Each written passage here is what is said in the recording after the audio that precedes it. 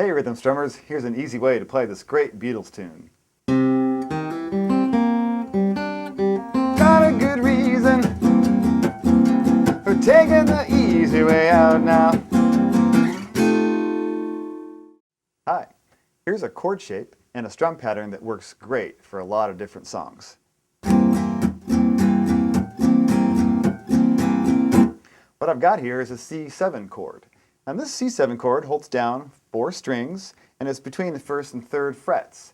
And I can take that shape and move it up 2 frets. Now it's a D7 chord. Without having to change a bunch of fingers or go to a new location other than sliding up the same strings in the same shape. I can go 2 more frets, up, now it's an E7. 1 more fret, and now it's an F7. Just like that. It's super helpful. You don't have to change shapes. Very handy. And we're going to use that for this exercise here to learn how to move around in these chords without having to change shapes at all.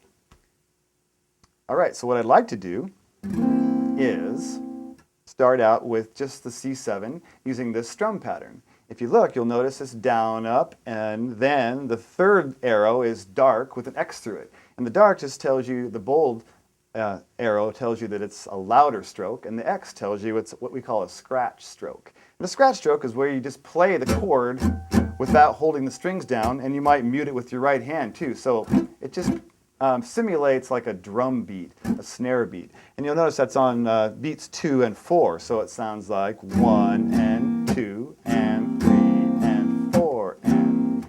So let's practice with the C7 chord, just playing that strum pattern a bunch of times till you get used to it.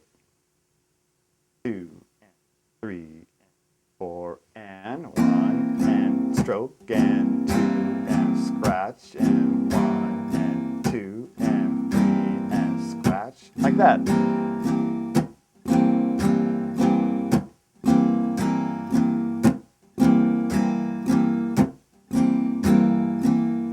and 3 and 4 and 1 and 2 and 3. Let's keep going.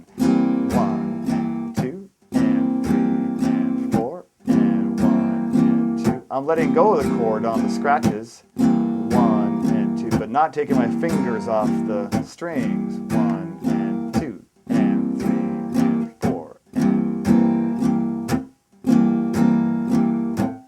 4 more times, 3 and 4 and 1 and 2 and 3 and 4 and 1 and 2 and 2 more times.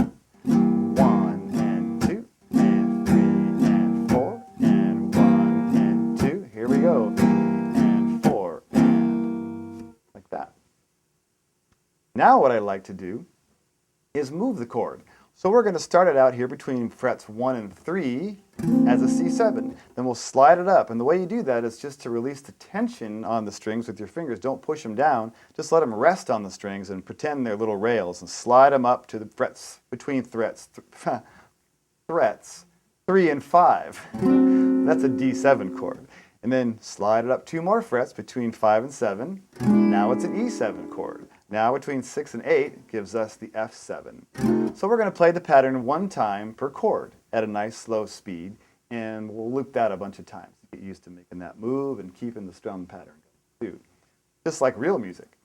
1, 2, 3 on C chord. Up to D7. Now, and we'll go to F. And 3 and 4 and C. And up to D. 2 and 3 and 4 and E. 2 and up to F. Back to C.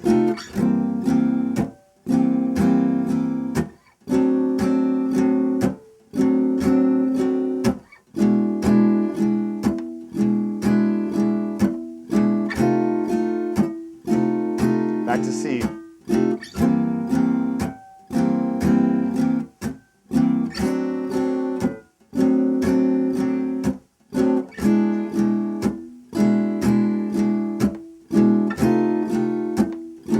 Let's do this one more time.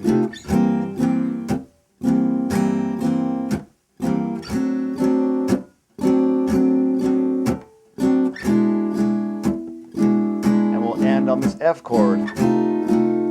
And 3 and 4 and like that. Here's how all of that applies to Day Tripper. One-way ticket, yeah.